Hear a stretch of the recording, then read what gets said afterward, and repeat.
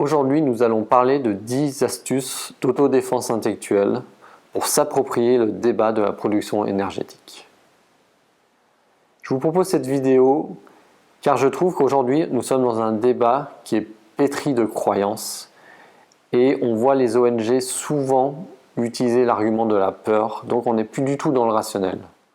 Pour preuve, quand on regarde le sondage qui a été fait en 2017, où on peut voir que 78% des Français considèrent que les centrales nucléaires contribuent à l'effet de serre et donc au réchauffement de l'atmosphère. La deuxième raison est que la production énergétique est terriblement complexe.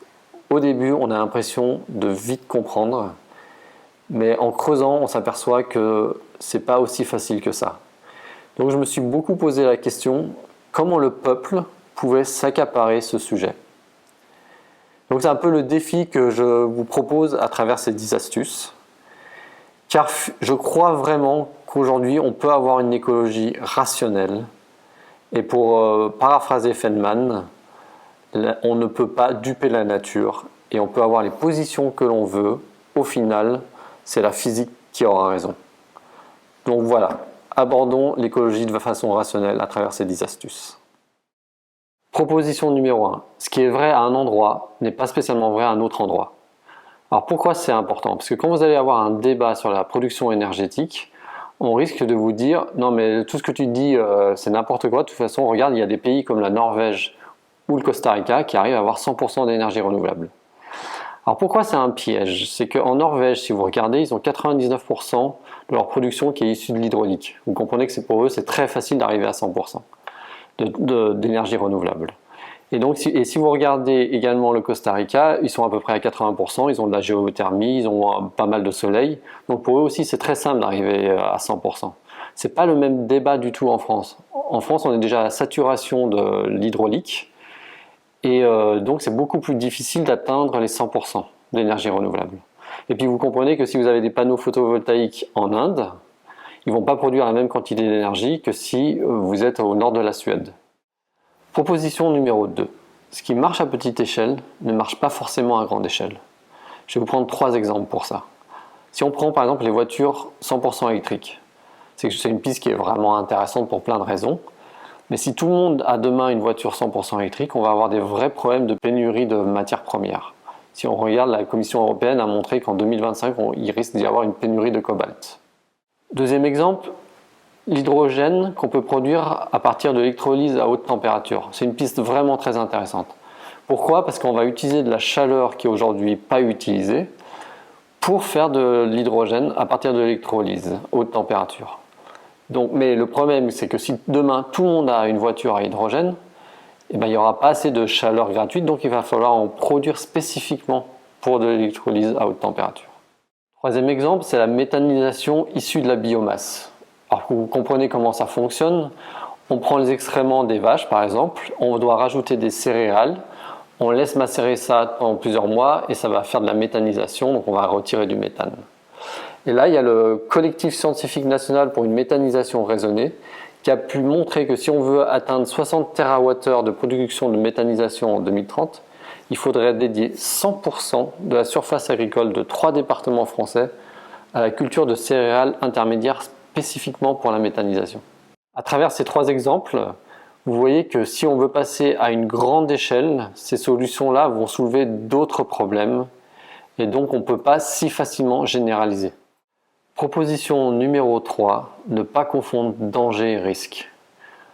Alors c'est 2 notions qui paraissent proches mais qui sont vraiment différentes.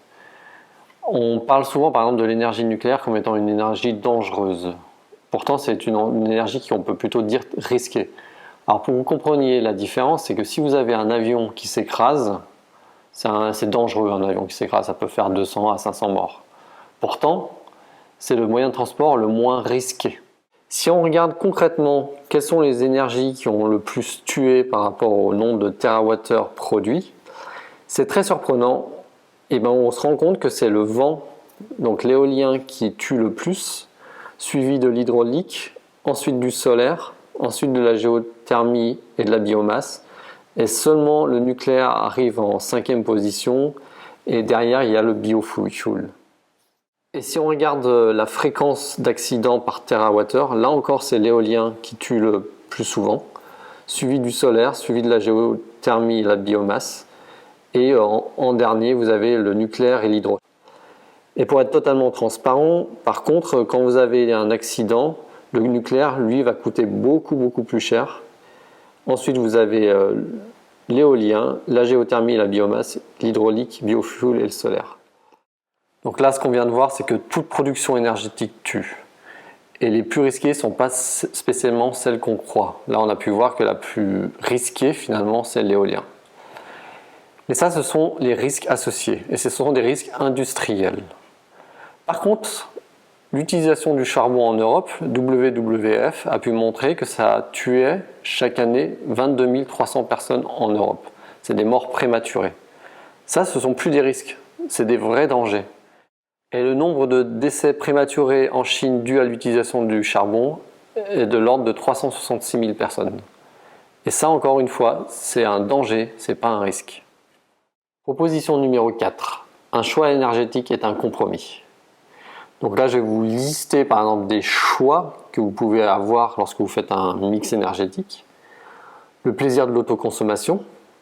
Vous pouvez être anti-nucléaire. Vous pouvez être plutôt pour la résilience.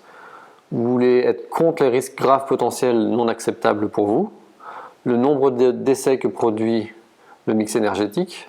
La surface au sol que vous allez prendre pour créer cette énergie. La lutte contre le réchauffement climatique. La compétitivité de votre production, l'indépendance énergétique, la sécurité d'approvisionnement, la compétitivité que vous voulez avoir par rapport aux autres pays, l'emploi que vous allez créer en France,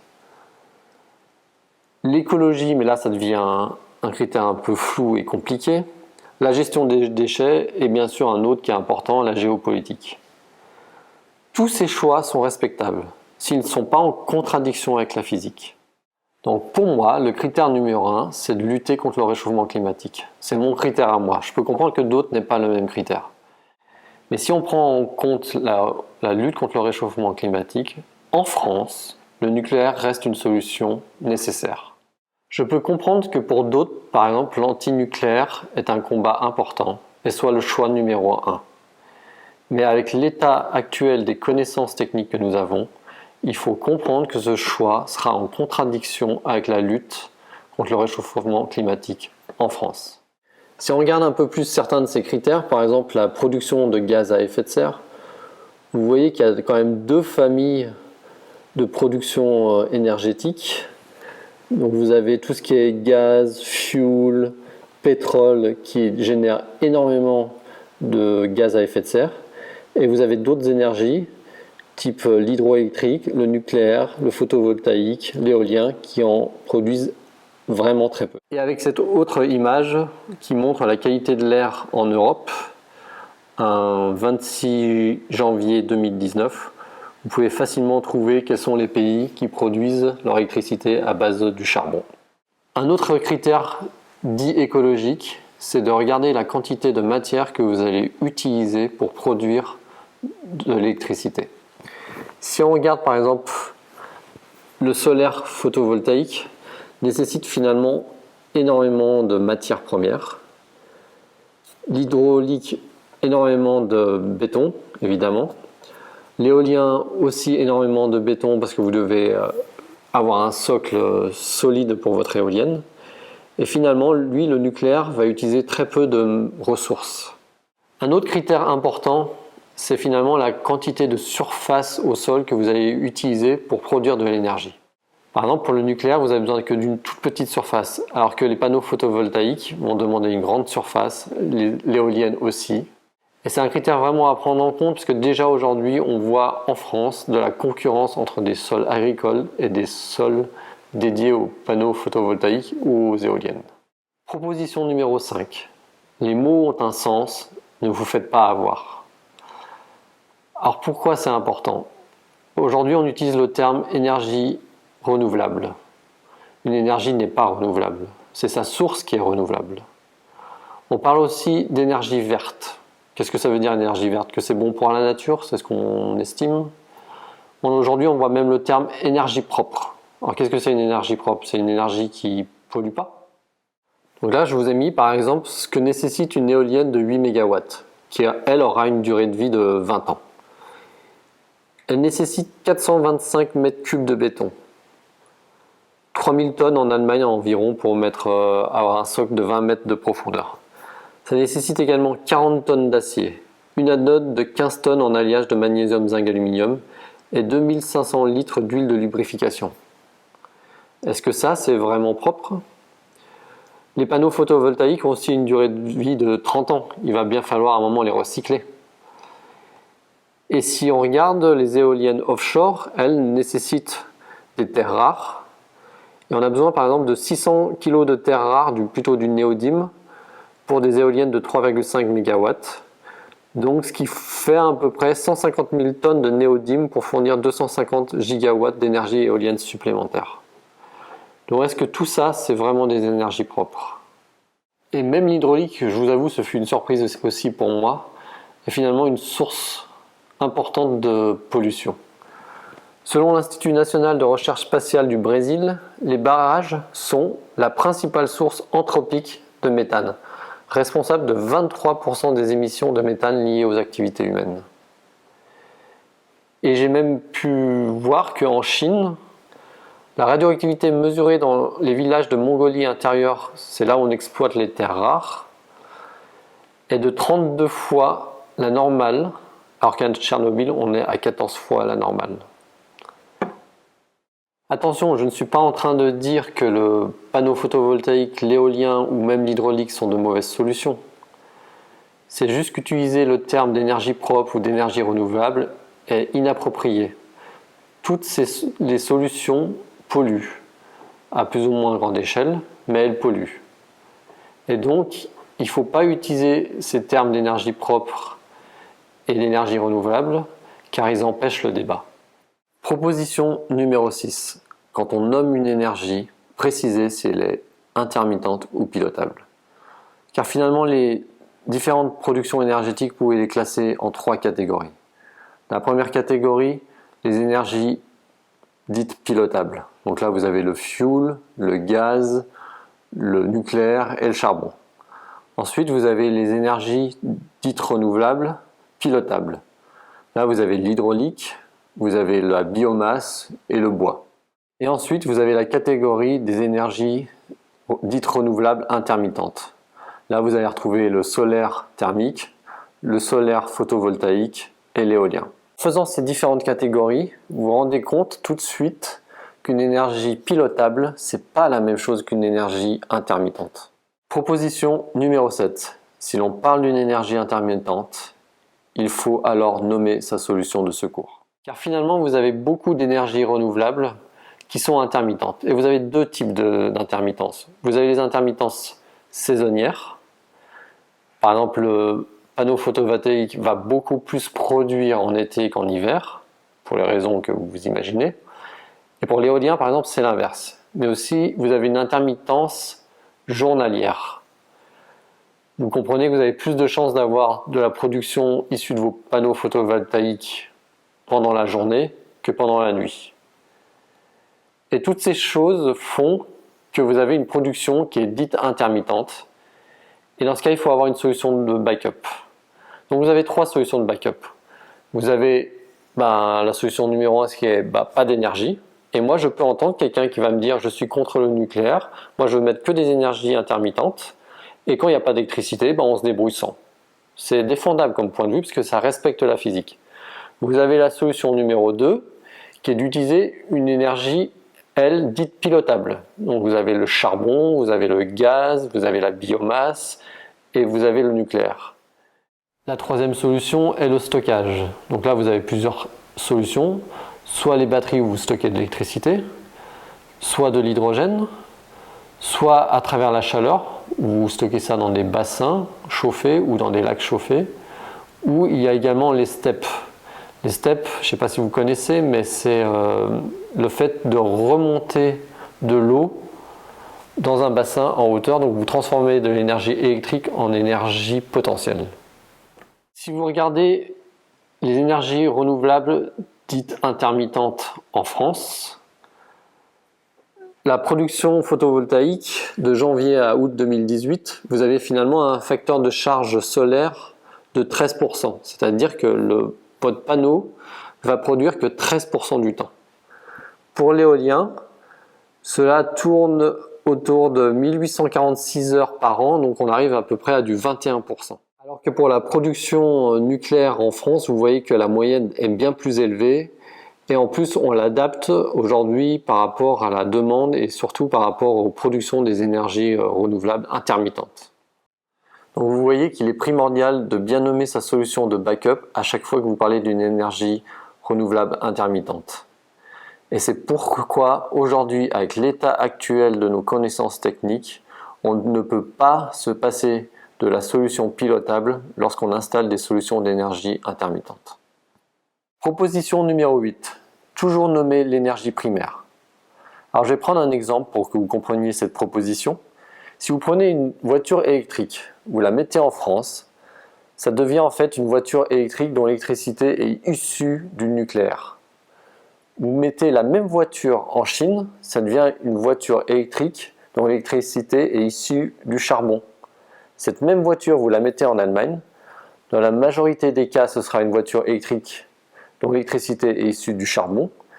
Et si par exemple vous êtes une personne qui voulait recharger votre voiture que quand il y a du vent, ce sera une voiture électrique dont l'électricité est issue de l'éolien. Là par exemple, je vous mets un exemple que j'ai trouvé amusant. Donc vous avez une voiture, une BMW qui est une voiture électrique. La personne n'ayant pas accès finalement à une électricité juste à côté, met un groupe électrogène.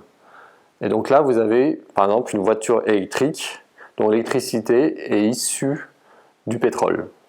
Donc vous voyez qu'il est important finalement de toujours nommer l'énergie primaire pour bien se rendre compte si la solution est bonne entre guillemets pour l'environnement ou non.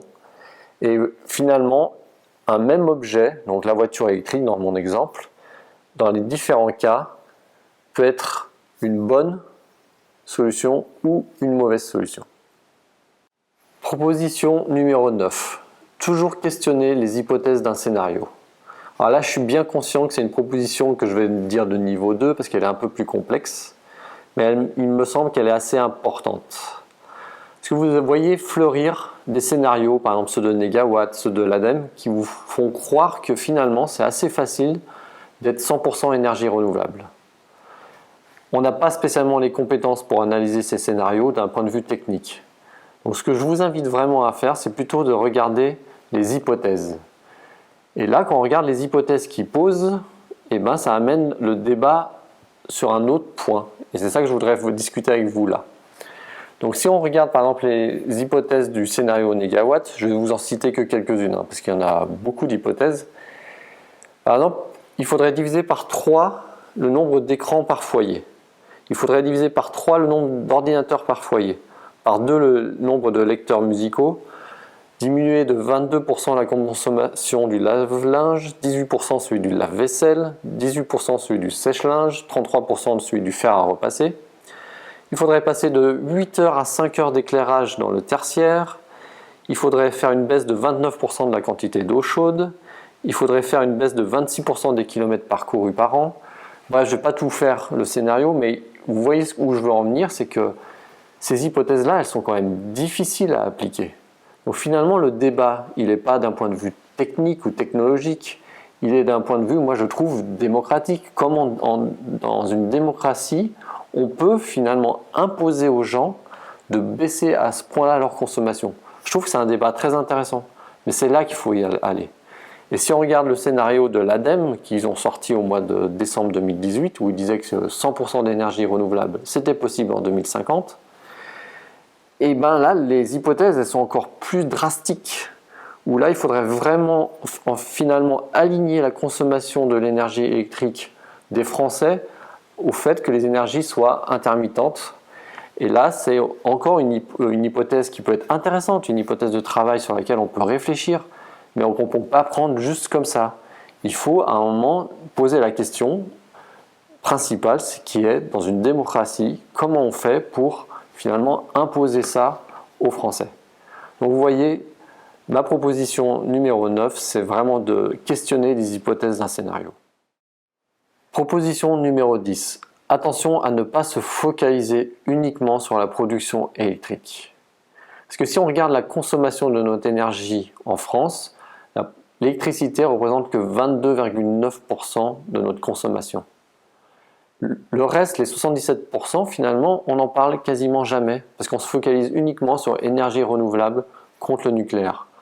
Alors que le vrai combat, il n'est peut-être pas où on croit, il est peut-être sur les 77 autres pourcents. Comment on peut réduire ces 77 autres pourcents? Si l'on regarde la consommation finale d'énergie en France, et que comme moi, on considère que le combat principal est sur le réchauffement climatique, eh bien le combat à mener est plus sur la consommation de produits pétroliers et sur l'utilisation du charbon et du gaz. Donc mettons tous les efforts plutôt sur l'isolation pour réduire le chauffage et sur le déploiement des transports en commun ou l'électrification du parc automobile afin de réduire fortement la consommation de produits pétroliers. Si on regarde l'évolution des émissions de gaz à effet de serre en France, comparée à celle de l'Allemagne, on se rend vite compte que l'on n'est pas du tout dans les mêmes proportions. On se focalise en France sur la partie, là sur le schéma verte de la production d'énergie, alors que vous voyez bien que l'on émet beaucoup moins de gaz à effet de serre que l'Allemagne. Donc si votre priorité, comme moi, est la lutte contre le réchauffement climatique, la production électrique en France n'est pas du tout le sujet principal, car notre production d'électricité est déjà très décarbonée. Donc vraiment, si vous avez un débat sur l'énergie, ne vous focalisez pas uniquement sur la production d'électricité, mais mettons plutôt notre énergie à moins consommer et à trouver des solutions pour se passer des énergies fossiles. Donc voilà les 10 astuces que je vous propose pour mieux vous accaparer ce sujet et mieux vous défendre contre les discours que vous allez entendre. Et je vous propose dans une prochaine vidéo des exemples de mise en pratique de ces astuces pour voir finalement comment les utiliser. Et n'hésitez pas à me dire dans les commentaires qu'est-ce que vous en avez pensé de ces 10 propositions.